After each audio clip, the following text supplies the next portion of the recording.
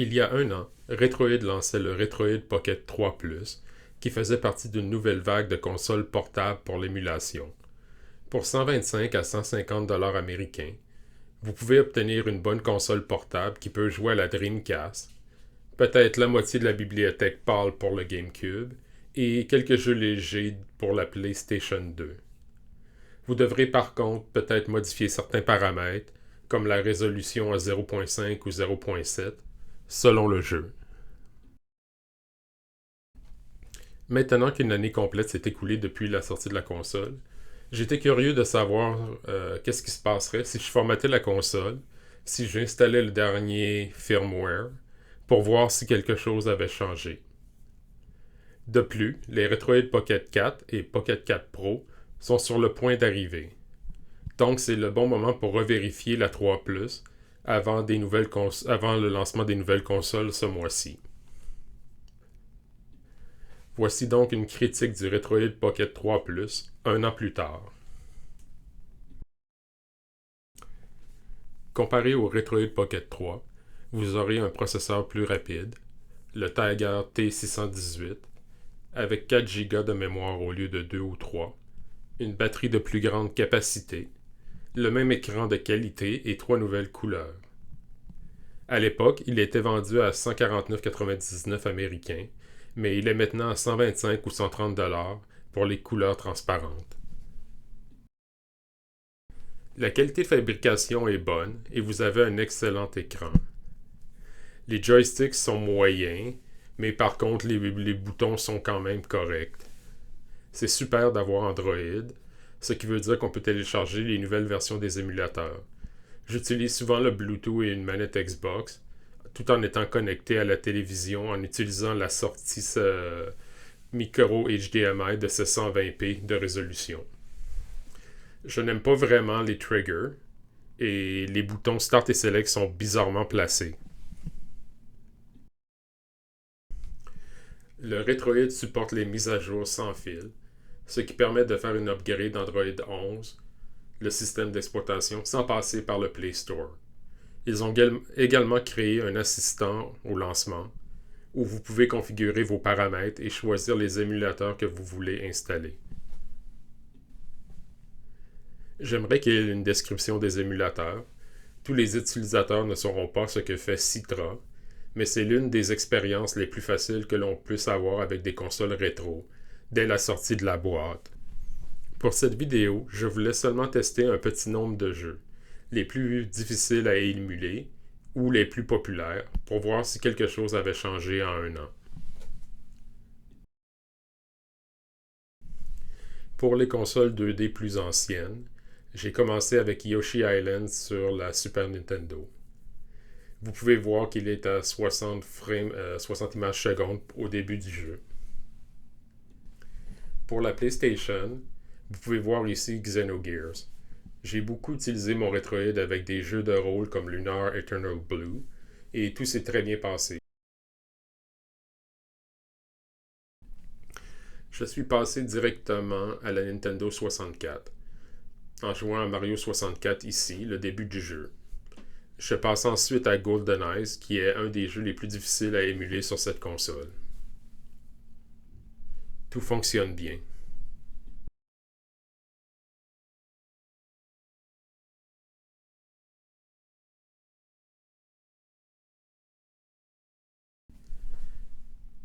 Je passe ensuite à la Dreamcast, une des consoles que j'ai le plus utilisées avec le Retroid. J'ai testé ici Sky of Arcadia. J'ai besoin de refaire un parcours complet du jeu. J'ai également testé Crazy Taxi et Soul Calibur, un jeu avec lequel j'ai passé beaucoup de temps sur la Dreamcast à sa sortie. Donc, jusqu'à la Dreamcast, tout va bien comme avant.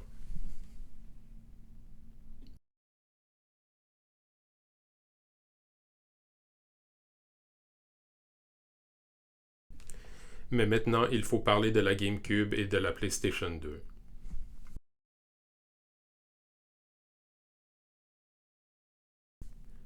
J'ai commencé avec Mario Kart Double Dash, en jouant entre 50 à 60 images par seconde.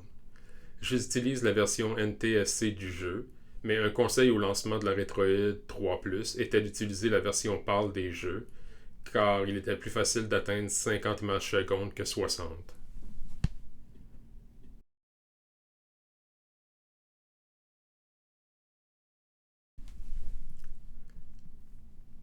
Le jeu suivant est Mario Sunshine. J'ai joué plus que l'intro, mais il semble que j'ai eu un problème avec la capture.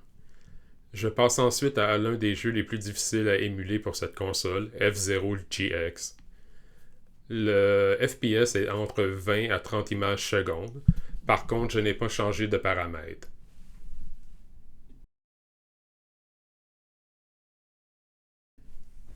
Donc, pour la bibliothèque GameCube, vous pouvez y jouer, mais vous devrez peut-être changer les paramètres comme baisser les résolutions à 0.5 ou 0.7, utiliser la version PAL si vous avez de la difficulté avec un jeu.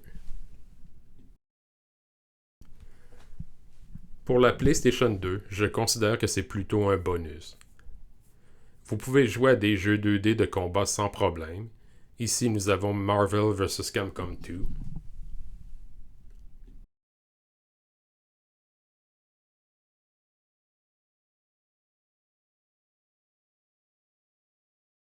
Je passe ensuite à Final Fantasy X. Vous pouvez voir l'intro ici, mais je continue le jeu ensuite sans aucun problème.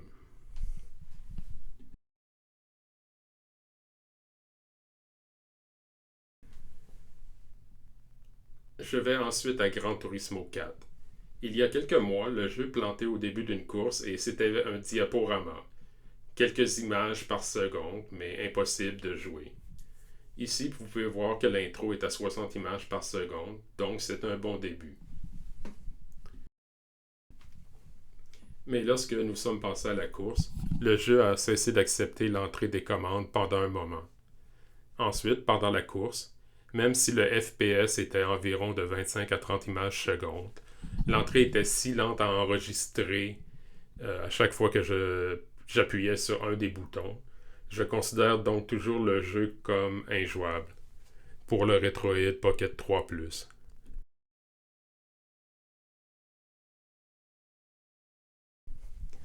Par contre, je me suis rendu compte d'une chose. Je n'avais jamais joué à Gran Turismo 4 auparavant au PlayStation 2. Alors, qui suis-je pour juger les performances du jeu? J'ai donc fait la seule chose logique.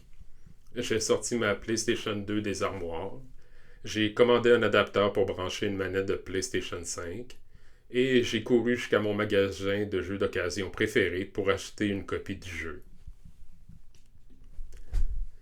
Et voici le résultat. Ouais, c'est super fluide à 60 images secondes. Donc c'était parfait au PlayStation 2. J'espère que vous avez aimé ce segment et que c'était 50$ bien investi.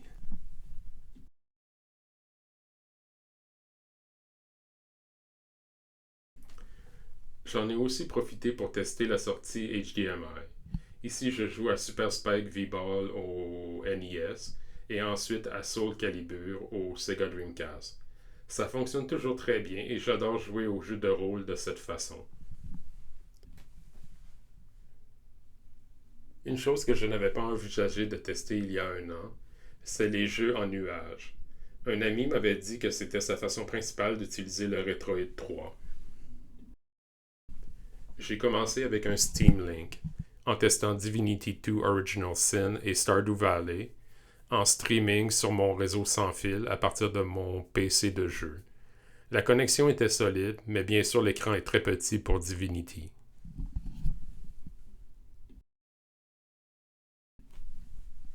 Ensuite, j'ai passé à Game Pass PC. J'ai testé Persona 5 Tactics, Mortal Kombat 11 et le nouveau Forza Motorsport. J'ai été impressionné par la fluidité des jeux. Cela dépend bien sûr de votre réseau sans fil et votre connexion Internet, ainsi que la distance que vous êtes à un centre des données. Par contre, c'est une façon de jouer que je n'avais pas envisagée auparavant. J'ai ressenti un petit peu de lag avec Forza lors des changements de direction. Par contre, c'était jouable sans problème. Donc, quelle est la conclusion?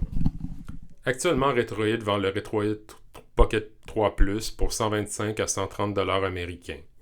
J'aimerais que ce soit autour de 100 dollars, car pour 25 dollars de plus, on peut avoir un Retroid Pocket 4 avec un meilleur processeur, des All Joysticks et un système de refroidissement actif.